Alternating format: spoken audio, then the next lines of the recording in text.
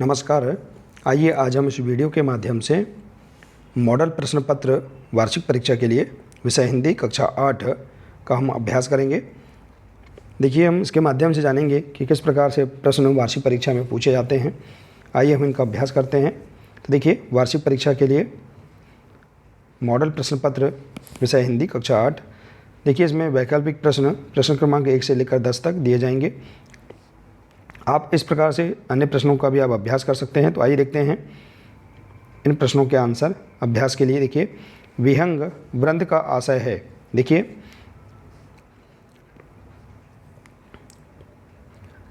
विहंग वृंद का आशय है, तो 4 ऑप्शन दिए, इनमें से आपको राइट आंसर बताना है।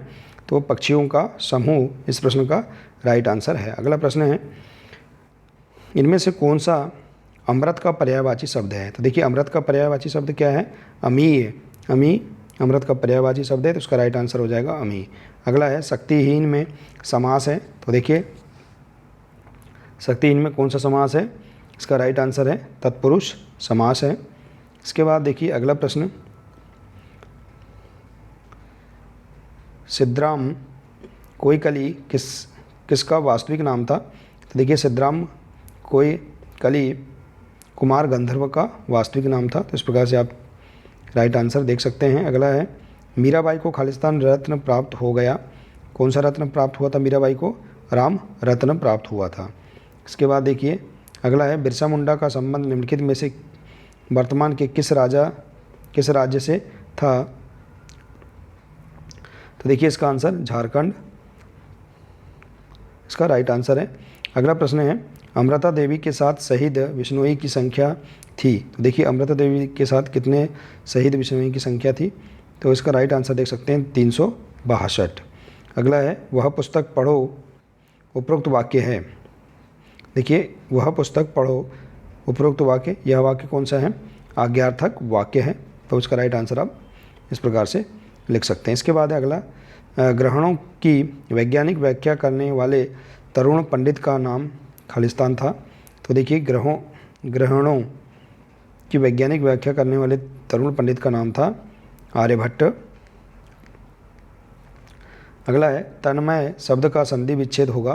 तो देखिए, तन्मय का संधि विच्छेद तत्धन मय, इसका संधि विच्छेद है। तो इस प्रकार से आप आंसर देख सकते हैं। तो इस प्रकार से आप 1 से लेकर 10 तक के प्रश्न का आप अभ्यास कर सकते हैं, देख सकते हैं। इसी प्रकार से प्रश्न परीक्षा में पूछे जाएंगे। इसके बाद देखिए अगला प्रश्न है लघुत्तरी प्रश्न क्रमांक 11 से 20 तक लघुत्तरी प्रश्न दिए जाएंगे।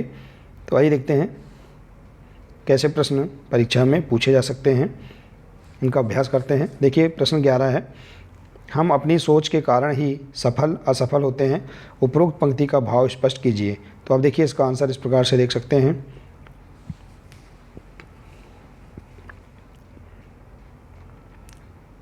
अगला प्रश्न है, राजा ने पेड़ काटने की क्या सजा घोषित की थी। तो देख सकते हैं इसका आंसर, राजा अभय सिंह ने सैनिकों के दुष्कृत्य के लिए क्षमा मांगी और ताम्रपत्र पर राजा की आज्ञा को जारी किया गया कि बिश्नोई गांवों में कोई भी पेड़ नहीं काटेगा, यदि काटेगा तो राजदंड का भागी होगा। इस प्रकार से आप इस प्रश्न को देख सकते हैं, समझ सकते हैं। अगला प्रश्न है, विश्व को शांति का संदेश देने वाले किन्हीं 2 महापुरुषों के नाम बताइए। तो विश्व को शांति का संदेश देने वाले 2 महापुरुष हैं स्वामी विवेकानंद और पंडित जवाहरलाल नेहरू। अगला है, 9 संवत्सर से क्या तात्पर्य है।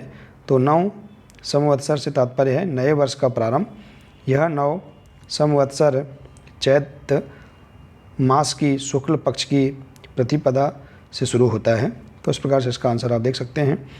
अगला है, पंचों को किस बात की शंका थी। तो देखिए, पंचों को इस बात की शंका थी कि वृहद किसान के 3 बेटे असली हैं, वह एक बेटा उसका नहीं है, तभी तो उसने अपनी जायदाद के 3 हिस्से करने की बात वसीयत में लिखी है। अगला प्रश्न, रेड क्रॉस के सदस्य क्या कार्य करते हैं। तो देखिए, इसका आंसर, रेड क्रॉस के सदस्य बाढ़ में फंसे लोगों को सुरक्षित स्थान पर ले जाते हैं, बाढ़ में पीड़ित लोगों के लिए भोजन, कपड़े, दवाइयों का प्रबंध करते हैं, उन लोगों की सही देखरेख करने में सहायता करते हैं। इस प्रकार से आप इसका आंसर देख सकते हैं। अगला प्रश्न है, दूसरों को उपदेश देने का अधिकारी कौन हो सकता है। तो दूसरों को उपदेश देने का अधिकारी वही होता है जो स्वयं उस उपदेश पर आचरण करता है। इसके बाद देखिए अगला प्रश्न है, धनी व्यक्ति को क्या नहीं करने को कहा है। तो देखिए इसका आंसर, धनी व्यक्ति को अपने धन का घमंड नहीं करना चाहिए। अगला प्रश्न, किस बात को मान लेने से हमारी शक्ति आधी हो जाती है। तो विरोधी के बल और अपने बल को तौले बिना उसे शक्तिशाली मान लेने से हमारी शक्ति आधी हो जाती है। अगला प्रश्न है, कवि बीड़ा वादनी से किस प्रकार का झरना बहाने के लिए आग्रह कर रहा है। तो देखिए इसका आंसर, कवि बीड़ा वादनी से ज्योतिर्मय निर्झर बहाने के लिए आग्रह कर रहा है। तो इस प्रकार से आप प्रश्न क्रमांक 11 से लेकर 20 तक लघुत्तरीय प्रश्नों का आप अभ्यास कर सकते हैं, देख सकते हैं। इसके बाद है दीर्घोत्तरीय प्रश्न। देखिए दीर्घोत्तरीय प्रश्न क्रमांक 21 से 24 तक होंगे। 5 प्रश्न दीर्घोत्तरीय प्रश्न होंगे। तो देखिए इस प्रकार से प्रश्नों का आप अभ्यास कर सकते हैं। संगीत का वास्तविक महत्व कब होता है। तो देखिए इसका आंसर आप इस प्रकार से लिख सकते हैं।